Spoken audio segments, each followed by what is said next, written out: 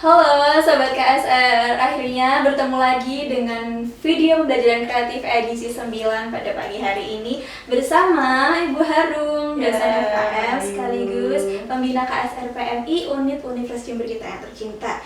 Jadi VPEK 19 kali ini akan menyoroti isu lingkungan yang selama ini sudah sering kita dengar, yaitu tentang mikroplastik si kecil yang meresahkan. Mau tahu bahas apa saja? Kita saksikan di segmen berikutnya.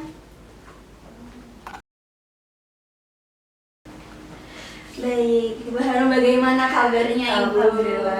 Alhamdulillah. Selamat siang, Mbak. Gimana, Mbak? Yuk, sehat? Ya, alhamdulillah sehat sekali. Seperti inilah keadaan KSR PMI Universitas Jember. Alhamdulillah bisa bertemu lagi, bekerja sama juga kali ini dengan BNI Banking Cafe, ya. Dan sekarang kita akan mengupas dulu Ibu mengenai apa sebenarnya yang dimaksud dengan mikroplastik ini dan mengapa ini menjadi isu yang penting sekali kita bahas. Mikroplastik ini kalau berkaca tentang mikroplastik, maka kita harus membahas terkait dengan plastik karena tidak bisa terpotong gitu ya dari plastik itu. Mikroplastik ini adalah partikel-partikel dari plastik yang berukuran sangat kecil sekali gitu ya. Jadi dari sampah plastik yang terbuang di lingkungan, kemudian dia terdegradasi dan ukurannya sangat kecil yang tidak tampak mata. Jadi kalau misalkan dari plastik ini limbah-limbah yang banyak yang ada di lingkungan kita di Indonesia sendiri juga sampah limbah itu sudah mencapai 18 juta ton sekian gitu ya. Jadi luar biasa itu di tahun 2022 gitu ya. Jadi menurut Kementerian Lingkungan Hidup sampah di Indonesia itu sudah segitu. Sedangkan plastik sendiri ini sudah menjadi nomor kedua. Jadi urutan yang kedua dari sejumlah sampah yang saya sebutkan tadi. Itu urutan yang terbesar yang kedua di Indonesia. Jadi 18,23 sekian persen. Jadi bisa dihitung ya nanti Mbak Ayu ya berapa plastik di bisa kita gitu negara kita. Benar-benar. Karena kita juga konsumsi setiap hari juga pakai ya, plastik ya. Beli goreng dari masyarakat plastik. Semuanya pakai menggunakan plastik karena kita tidak memungkiri ya bahwasanya konsumsi di masyarakat dengan penggunaan plastik itu sangat luar biasa gitu ya, dan itu masih belum bisa mengurangi kesadaran masyarakat di sekitar kita juga gitu ya penggunaan plastiknya. Iya Bu, jadi kalau dari masalah yang ada, kemudian dampaknya paling kelihatan nih Bu, kira-kira apa dari penggunaan plastik hingga pembahasannya ke mikroplastik nanti? Gitu ya, terkait dengan dampak itu kan kita bisa bedakan ya menjadi dampak lingkungan sama dampak sisi kesehatan. Kalau di lingkungan sendiri, di lingkungan kita ada 3, kalau dari sisi kesehatan lingkungan itu ada air, darat, dan udara. Di air sendiri ketika sampah plastik itu dibuang di darat, maka dia akan mengalirnya ke sungai, ke laut ya, muaranya akan ke laut, dan di laut itu sudah sangat tercemar sampah plastik ya, yang kemudian terdegradasi menjadi mikroplastik. Ikan sendiri sudah banyak sekali yang dimakan adalah bukan plankton ya, jadi bukan ini, jadi makan plastiknya sudah seperti itu. Banyak sekali penelitian-penelitian yang menyatakan demikian. Nah kalau di darat sendiri, kalau di darat itu kan banyak petani itu kan yang menggunakan sampah plastik hitam panjang itu kan yang digunakan untuk tanaman. Nah setelah itu sampah plastiknya ini kadang tidak dibuang oleh mereka, tetapi langsung dihancurkan untuk meleburkan atau untuk menyuburkan kembali tentang tanahnya. Nah tapi kelamaan karena ini setiap tahun digunakan ya, setiap musim selalu menggunakan plastik, akhirnya plastik ini mencemari tanah sehingga ini mengganggu dari tatanan mata rantai makanan di ekosistemnya. Jadi seperti itu. Hasilnya pun ketika lama-lama banyak plastik itu ternyata tidak maksimal. Dari hasil pertanian yang ada itu sudah dipraktekkan dan sudah dibuktikan dari beberapa pertanian yang dilakukan oleh para petani. Jadi seperti itu Mbak Ayu. Sudah secara ilmiah juga, jadi memang aspeknya itu banyak sekali ya. Sangat banyak sekali. Salah satunya di pertanian yang bahkan yang kita perjuangkan SDGs-nya di udara itu juga ada, jangan salah. Segitunya udara itu sudah ada kandungan mikroplastik yang kita hirup. Nah ini yang saat ini memang sedang saya lakukan penelitian, apakah mikroplastik yang ada di udara itu ketika dihirup manusia itu akan menyebabkan sebuah penyakit di dalam manusia, di organ manusia, entah itu penyakitnya kanker atau entah itu penyakitnya fibrosis atau seperti apa. Nah itu yang sudah banyak penelitian yang ada dan itu sudah dinyatakan seperti itu. Itu berbahaya sekali, apalagi itu nanti sampai digunakan untuk tanaman kembali gitu ya. Jadi itu terus siklusnya bisa tidak terurai untuk plastik itu sendiri gitu. Baik, jadi nanti setelah ini, segmen ini kita akan membahas tentang dampak lebih terincinya lagi terkait lingkungan dan dampak kesehatannya juga. Iya. Sesuai dengan tujuan dari VIPA kita kali ini. Baik, tadi sudah dibahas mengenai dampak lingkungannya dari udara, kemudian dari tanah tadi juga pertanian. Baik, sekarang kalau sudah mulai dikonsumsi manusia ini Bu, kira-kira dampaknya seperti apa? Jadi alur bisa sampai ke manusia itu banyak ya, banyak sekali. Saya dan teman-teman gitu ya, saya dan teman-teman telah meneliti ikan, mikroplastik ya, kandungan mikroplastik dalam ikan di wilayah Puger, dalam ikan dan kerang, dan itu sudah luar biasa gitu ya jumlah plastik yang ada dalam kandungannya. Apalagi kerang-kerang kan habis itu kita makan gitu ya, coba. Nah itu kita memang harus benar-benar hati-hati gitu ya. Untuk ikan sendiri pun juga sudah ada kandungannya dari sampel yang kita uji. Nah kemudian bisa jadi ketika dimakan dalam mikroplastik itu juga menyebabkan sebuah reaksi gitu ya, ada beberapa dampak gitu ya dari hasil beberapa penelitian. Ada stres oksidatif. Ketika stres oksidatif ini ketidakseimbangan antara molekul yang ada di dalam tubuh kita, nah itu bisa menyebabkan adanya kanker, bisa menyebabkan kemudian adanya gangguan imun. Nah seperti itu dampak bagi kesehatan gitu ya. Sejauh itu iya. Dan itu sudah beberapa penelitian dari luar negeri pun sudah banyak, kemudian dari Indonesia pun beberapa peneliti sudah membuktikan terkait dengan adanya mikroplastik di dalam tubuh yang bisa menyebabkan kesehatan bagi tubuh manusia. Seperti itu.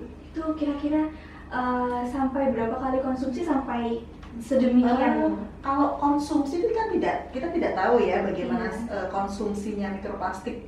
Kita kan nggak mungkin ya plastik kemudian kita konsumsi langsung, tetapi memang itu langsung adanya paparan yang tidak disengaja dan tidak diketahui oleh manusia ya. Mungkin dia bisa lewat makanan, kemudian tadi dihirup lewat udara. Nah itu bisa masuk ke dalam tubuh manusia secara langsung gitu ya. Nah itu yang menyebabkan gangguan kesehatan yang berada di dalam tubuh manusia. Kalau secara fisik konsumsi langsung kan tidak mungkin, tetapi ketidaktahuan manusia ketika mengkonsumsi makanan atau sayuran mungkin ya, atau makanan yang mengandung mikroplastik sendiri, itu yang harus menjadi sumber utama yang harus kita perhatikan gitu ya. Kayak minum botol air, nah itu ada beberapa air yang sudah NDK ya itu ya. Nah itu sudah mengandung mikroplastik di dalamnya sampai seperti itu. Sudah penelitian dan banyak penelitian yang menyatakan demikian. Ya, berarti apa saja tadi Bu kira-kira sumbernya mikroplastik yang sumber ya? Kalau terkait dengan sumber mikroplastik yang banyak istilahnya. Yang pertama adalah plastik itu itu memang dari konsumsi masyarakat. Jadi konsumsi manusia yang kita tidak bisa mencegah itu gitu ya. Kita tidak bisa mencegah secara langsung terus kemudian diberhentikan, itu tidak bisa. Konsumsi manusia itu luar biasa dan ketergantungannya terhadap plastik. Nah kemudian ada juga yang mungkin dari limbah gitu ya, limbah pabrik plastik. Nah itu juga bisa mencemari lingkungan gitu ya, yang berkaitan dengan pencemaran plastiknya. Kemudian dari nelayan, pancing ikan, jejaring, nah itu juga menyebabkan iya, karena jaring nelayan itu juga berasal dari plastik ya, bahannya adalah bahan plastik. Nah itu kan ketika digunakan terus-menerus maka dia akan tergradasi menjadi kecil-kecil partikel yang sangat kecil sekali, yang itu kayak bubuk. Kalau misalkan kita ukuran mikroplastik itu kayak bubuk obat dan lebih kecil daripada bubuk obat. Jadi Dan tidak masih benar-benar tidak bisa, tercampur jadi gitu. tercampur di lingkungan, kemudian ya akibatnya adalah tercemar ke manusia, jadi seperti itu. Luar biasa, kayak kita tidak tahu gitu kan Bu. Iya, Setiap hari juga banyak yang konsumsi. mungkin orang awam mungkin tidak mengetahuinya gitu ya, jadi Iya. seperti itu. Malah tidak terlihat juga kan Bu. Tidak terlihat juga, Karena ini nggak masih- kelihatan di air apa Iya. juga tidak kelihatan, di udara kita menghirup tidak pernah terlihat, tapi ketika diambil sampelnya di mikroskop itu baru terlihat bahwasanya ternyata ada kandungan mikroplastik. Jangan-jangan saya bernafas juga ya. Mikroplastik itu juga nggak Iya, tahu. kalau misalkan Mbak Ayu, saya sudah meneliti fesesnya manusia ya, fesesnya manusia masyarakat di Buker itu semua sampel yang kami uji mengandung mikroplastik. Semua ya Bu ya. Semua sampel, nah fesesnya sudah ada. Berarti kan di dalam tubuh manusia ketika fesesnya diambil, kita tidak tahu dari mana asal mulanya, mereka makan apa, mereka saya pikir kalau makan langsung plastik nggak mungkin ya. Benar juga. Jadi seperti itu bahayanya. Kirain mah ya nggak tidak tahu kan ya Bu. Jadi hati-hati ya, khawatir ada dengan sendiri. mata aja sih. Jadi parno, jangan-jangan ini kandungan mikroplastik di makanan yang saya konsumsi itu juga besar gitu. Apalagi kalau sering minum botol yang plastik gitu ya, nah itu Iya. mungkin juga bisa kita cegah lah, jangan banyak minum hal seperti itu gitu. Jadi selain tentang kebersihan lingkungan juga berkaitan dengan kesehatan. Iya, betul. Baik, tadi sudah dibahas tentang dampaknya yang bikin saya lumayan parno. Lumayan parno juga. Jangan-jangan nanti habis ini makan ini Nah, itu mengandung dia. mikroplastik kayak. Mana belum makan ini, takutnya pas waktu makan, aduh kepikiran mikroplastik lagi gitu. Jadi alangkah baiknya kita tahu dulu upaya pengendaliannya gimana ya Bu, gitu. Kalau upaya pengendalian sebenarnya kalau dari pemerintah sendiri itu contoh ya, salah satu contoh itu kan di Bali itu kan sudah tidak diperkenankan lagi menggunakan plastik ya, dari market-market yang ada itu kan plastik sudah tidak ada. Di Surabaya pun juga di setiap toko terutama yang toko-toko mungkin toko yang mall, kemudian store, nah itu sudah kebijakan tidak diperbolehkan ini ya, tidak diperbolehkan menggunakan plastik. Jadi memang sudah menggunakan, itu salah satu kebijakan yang dari pemerintah.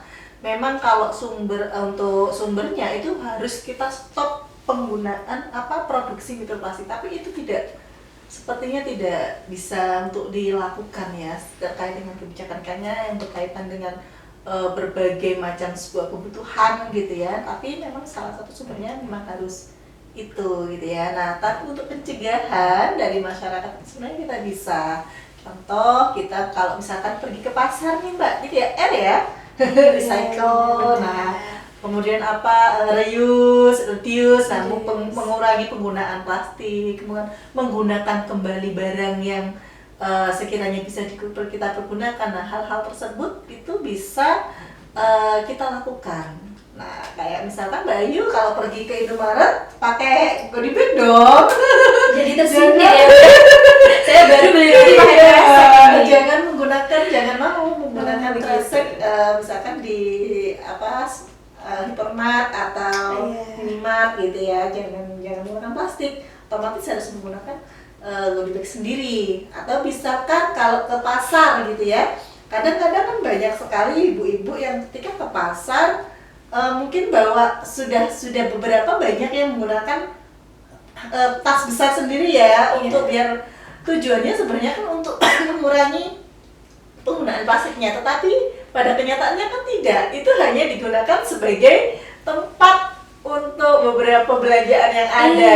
Tapi tempatnya kan tetap dikresekin. Nah, ini yang salah gitu ya. Harusnya mungkin kalau misalkan beli barang-barang bawang putih, lombok itu jadikan satu aja, ditaruh di tasnya. Tapi kan kenyataannya kan tidak demikian, ya kan? Benar juga juga masyarakat kita yang masih belum memahami bagaimana cara penggunaan pencegahan biar tidak banyak plastik di lingkungan kita gitu ya, konsumsi plastik. Kemudian kalau minum bawa tumbler sendiri, jangan kemudian beli botol, kemudian itu dia. diminum, buang plastiknya, akan semakin memperbanyak sampah plastik yang ada. Dan sampah plastik itu ketika akan terurai di lingkungan, sekali lagi dia akan menjadi partikel-partikel mikroplastik yang sangat kecil yang tidak terlihat oleh mata kita. Jadi seperti itu harusnya ya. Jadi kesadaran manusia, kesadaran diri kita, mulailah dari kesadaran diri kita sendiri, itu yang paling penting kita lakukan begitu.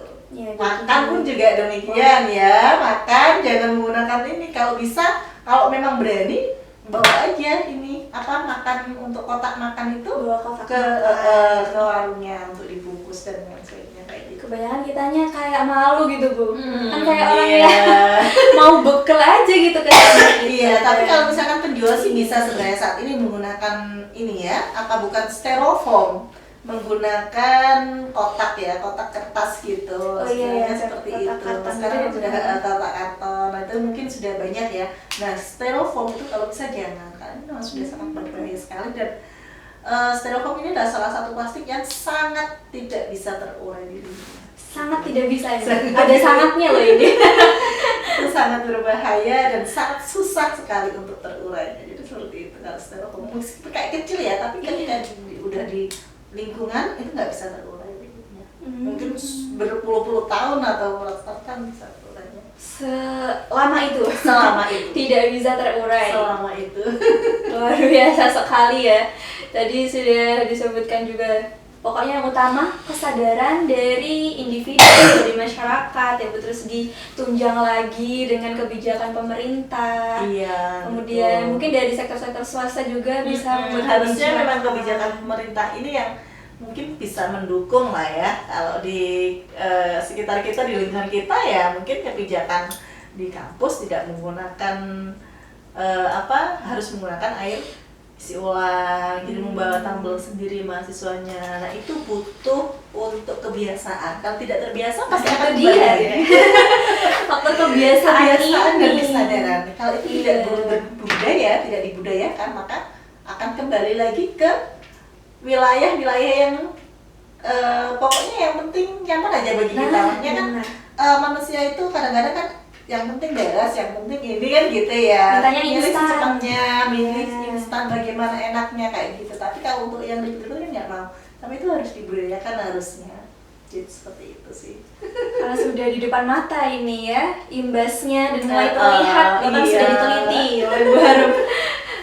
Jadi begitu upaya pengendaliannya. Nah, baik, tadi dari awal hingga akhir ya, kira-kira apa sih yang bisa diambil dari pembahasan mikroplastik ini, Bu? Iya, jadi teman-teman terkait dengan mikroplastik ini sudah sangat berbahaya, dan ini memang sangat topik yang sangat menarik ya, baik di Indonesia maupun di luar negeri. Itu sudah membahas mikroplastik yang sangat banyak sekali dan sudah diteliti oleh banyak peneliti terkait dengan bahayanya dan kondisi real mikroplastik yang berada di lingkungan kita. Itu sudah banyak. Saat ini mohon kesadarannya bagi teman-teman semuanya agar mengurangi dalam konsumsi penggunaan plastik ya, yang akan menyebabkan adanya banyak mikroplastik di lingkungan kita. Contohnya menggunakan goodie bag ya kalau belanja ya, baik ke minimart, ke mall, itu selalu harus tersedia untuk goodie bag. Dan itu sangat penting sekali bagi kita gitu ya.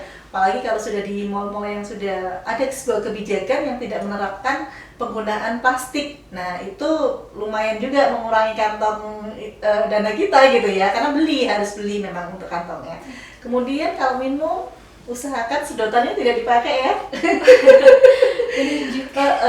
Tidak menggunakan sedotan itu juga merupakan hal yang bisa mengurangi sampah plastik untuk di lingkungan kita. Kemudian menggunakan, kalau kemana-mana, menggunakan perlengkapan makan sendiri ya, baik itu dari sisi kotak makan atau menggunakan tumbler atau botol minuman yang bisa diisi ulang. Nah, itu menjadi sebuah hal yang harus kita biasakan, menjadi budaya kita, menjadi kebiasaan kita, perilaku kita setiap hari, sehingga kita tidak melulu suka yang instan-instan gitu ya. Kalau nggak ada udah beli aja, memang banyak sekali di lingkungan kita seperti itu. Tapi kalau dari kesadaran kita sendiri, insya Allah nanti akan dicontoh oleh teman-teman, atau kita bisa memberikan sedikit mengingat gitu ya, dengan menggunakan seperti itu. Sebenarnya itu adalah life skill kita, hidup ya, gaya hidup ya, lifestyle kita gitu ya. Itu menjadi sebuah gaya hidup, dan itu kalau dilihat itu keren sih gitu ya, keren gitu. Saya pikir itu pesan dari saya terkait dengan konsumsi plastik ya, atau penggunaan plastik di kita, sehingga kita bisa juga mengurangi dampak atau mengurangi mikroplastik yang berada di dalam lingkungan kita. Seperti itu, Mbak Ayu. Terima kasih, luar biasa sekali. Jadi kita diminta untuk mulai mengubah lifestyle kita jadi lebih sehat lagi nih ya. Jadi mungkin awalnya kita mengira sehat, makan ikan sehat, tapi belum tentu. Justru karena sikap kita, kebiasaan kita mengkonsumsi plastik, si ikan juga bisa makan plastik dan kita konsumsi lagi begitu. Jadi lingkaran tapi kemudian tidak boleh tidak makan loh ya. Tolong jangan salah paham. Juga tetap harus mengonsumsi makanan sehat, dan budaya hidupnya juga kita harus tingkatkan jadi lebih sehat lagi.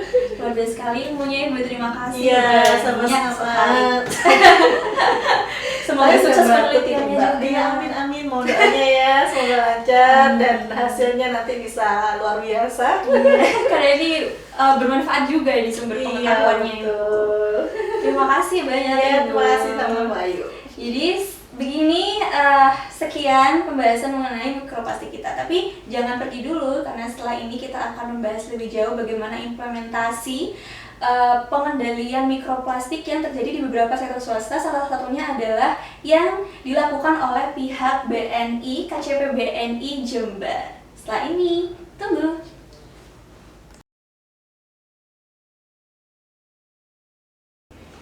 Baik, selamat pagi. Bertemu lagi dengan video pembelajaran kreatif KSR PMI Unit Universitas Jember.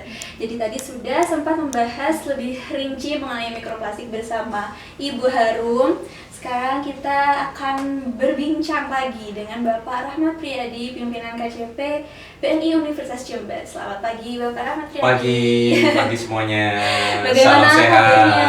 Alhamdulillah baik. Alhamdulillah, luar biasa sekali. Terima kasih sudah mau bergabung dengan salah satu program kami, PIPEK 19.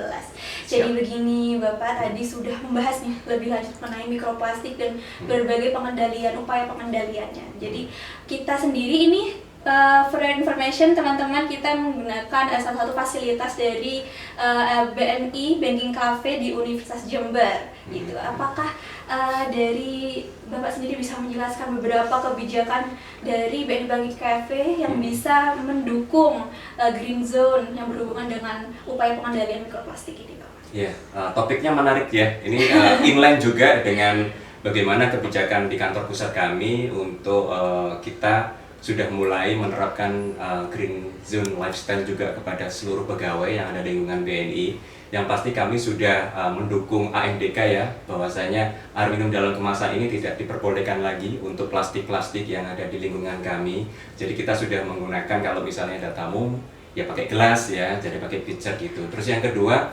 kita harus mengoptimalkan ini penghematan air, listrik dan lain-lain. Jadi kita bagaimana sih caranya seluruh pegawai mempunyai kesadaran bagaimana kita bisa menghemat air yang kita nantinya ke depan ini kan untuk anak cucu kita juga. Nah, apa saja yang sudah dijelaskan, apa yang dilakukan oleh kami. Yang pertama, kita selalu merimain, di mana di tempat seperti misalnya keran air ada tulisan-tulisan merimain bahwasanya gunakan air secukupnya, matikan lampu bila tidak digunakan, seperti itu. Dan yang pastinya juga sudah diterapkan kepada teman-teman juga ya di KSR PMI Universitas Jember ya.